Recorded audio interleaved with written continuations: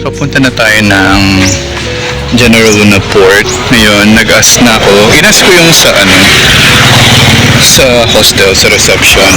Ang sabi niya nga, walang yung flight dito papunta ng port ay talagang mahal unless parang pupunta ka daw muna sa terminal. Pero ang sabi sa akin price is 150. Ngayon, pagtanong ko dito nung isang shark, ang sabi niya 500 pesos daw hanggang port. Yeah, daw alam ko malayo pero parang ang ginawa niya, binilang niya yata per head. Tapos another option is pupunta ng terminal. Tapos 100 naman yung price niya. So hindi ko muna pinatos. Tanong pa ako ng isa, kapag ganun din yung price, ano ko na. Gets ko na. Yeah. Mahal talaga dito. Once again guys, sa mga magko-commute or magdi-DIY papunta ng Surigao, so kailangan pumunta kayo sa Dapa Port, not General Luna Port.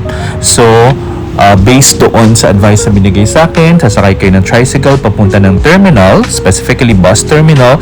Then pagdating nyo doon, sasakay na kayo ng bus, which is technically a coaster van lang. Yun nga lang, may schedule yan. So hindi kayo kagad makakaalis. Swerte nyo na lang kapag pagdating nyo doon is schedule nyo na talaga umalis. So part ko naman guys, kasi medyo nagmamadali din kasi ako kasi nga gusto ko makarating kagad ng Dinagat Islands ng mas maaga. So ang ginawa ko, nakipag-deal na lang ako sa driver. So nag-agree kami ng 300 pesos. So napamahal din talaga ako. Kaya lang, wala naman kasi akong idea kung what time aalis yung van papunta ng Dapa Port. Pero kung hindi ka naman nagmamadali at wala kang hinahabol na schedule, so of course, pwede mo namang antayin yung bus schedule. So ito na nga, nakarating na kami sa Dapa Port, and then pagdating dito, ang current na schedule ay yung 8:30 in the morning via Vince Gabriel. This is worth 400 pesos sa Vince Gabriel. Merong mas mura yung Montenegro Lines, kaya lang mas mabagal siya, tapos yung umaga pa yung schedule niya. So bale ang binayaran ko is 400 plus 10 pesos na environmental fee. Bale ang travel time is more than 2 hours. Ayun, actually hindi ko pa alam yung schedule ng boat papunta naman ng Dinagat Island. So kaya nagmamadali din ako, kaya hanggat maaga yung schedule na kinuha ko. Then nagbayad ulit tayo ng 10 pesos for the terminal fee. So balik guys, kung iisipin ko, parang okay na din na worth it na rin na nag-special trike ako papunta ng Dapa Port, kasi at least nakahabol ako dito sa schedule ng boat papunta ng Surigao City. Hindi rin ganun ka-crowded yung boat kasi may mga space pa naman. Then yung kanyang departure time, siguro mga late lang ng 6 minutes, pero okay na rin siya. And after 2 hours, nandito na tayo sa Surigao City. Okay? Of course, pag mga ganito, hindi ako umuunang lumabas. Nagpapauna talaga muna ako ng ibang tao, especially lokal, para may susundan ako. And then, ayan o, kita nyo sa window, nakita ko na yung VL's liner. Ayan yung nakita kong sinakyan ni Gala ni Sed papunta ng Dinagat Islands. Bale yung bilihan ng ticket niyan is nandiyan din. For sure, ayun yun. Okay, dyan din ako bibili ng ticket para makapunta ng Dinagat Islands. Okay, I'm so lucky. Kasi hindi na tayo mahihirapan mag-transfer. Hello Hello there again guys! Diyan ako galing sa Vince Gabriel, galing ng Siargao. Ngayon, nandito na ako sa VL's Liner and this time papunta na tayo sa Dinagat Islands. Basta pagkababa guys, konting lakad lang, bilihan na ng ticket worth 200 pesos. Bale, nandito rin pala yung I Love Surigao na marker. Yan. Nasa left side pagkababa, yun nga lang di ko na napuntahan kasi nga nagmamadali din ako kasi itong VL's Liner ay paalis na rin po. Yes, dumating tayo from Siargao ng past 10:30, siguro mag-11 na din. Tapos pagkatingin ko dun sa schedule ng VL's Liner, paalis na rin siya ng 11:06. Yan, nagbayad tayo ng 200 pesos para dito. Imagine guys, kung hindi ako nag-private tricycle papunta ng Dapa Port, hindi ko maabutan to. Kasi yung next schedule ay mga around 2 p.m. or 3 p.m. na. Share ko lang guys, visiting Dinagat Islands, ito talaga yung pinaka main reason ko kung bakit ako nag-book ng travel na to. Secondary na lang din yung revenge sa Siargao. And it's finally happening.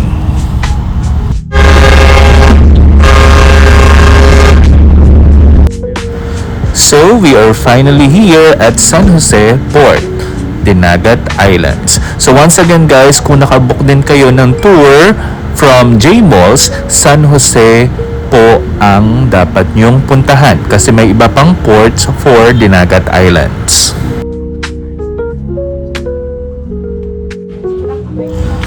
Pagkababa din natin guys, galing ng VL's Liner, meron din kagad na karinderya dito. So, ang una kong ginawa is of course, umorder na ako ng pagkain dahil tuloy-tuloy ang travel natin from Siargao to Surigao, then Surigao to Dinagat Islands.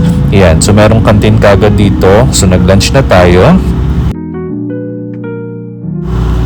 Bumili na rin ako ng burgers guys. Buy one take one burgers, tsaka yung hotdog sandwich. Kasi nga bago ako sa area na to and pa-check-in din ako dun sa hostel na pagtutuloyan ko and I'm not yet familiar with the area. Kaya kung meron akong source of food na mabibili, bibiling ko na para at least meron tayong nakatagong food just in case magutom tayo.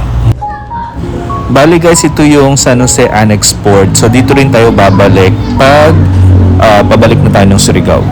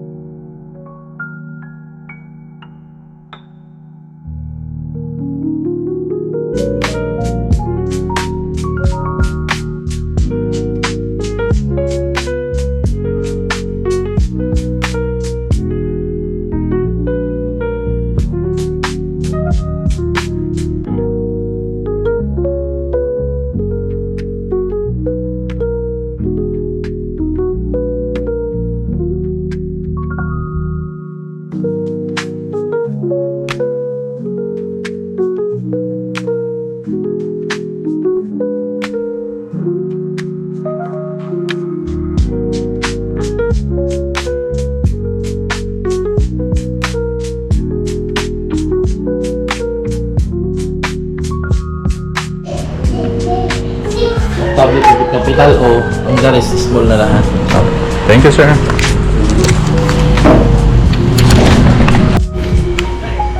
Okay, dito na tayo sa J-Malls guys. Let's start with the room tour. Siyempre, expect mo na hindi sa mga budget rooms guys, don't expect too much. Okay, ang halaga na lang dito is solo natin yung room.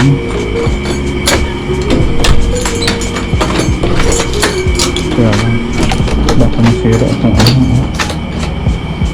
Yun lang, ito.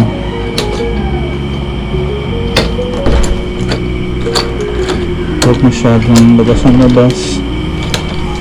Back. Oh, careful. Ayan. So, swangit talaga siya kung swangit. Ayan. So, papatak to ng 500 per day. At least may aircon tayo. Basic. CR. Nakalabas ang mga switches na. Ayan, walang bidet. Ayan, pero water. Shower. Meron. Okay, pwede na to. Tayo na. So we will stay here for 3 nights. Pwede na rin. Yung nga na nasa pinaka-ano tayo. Bukana. Ayun.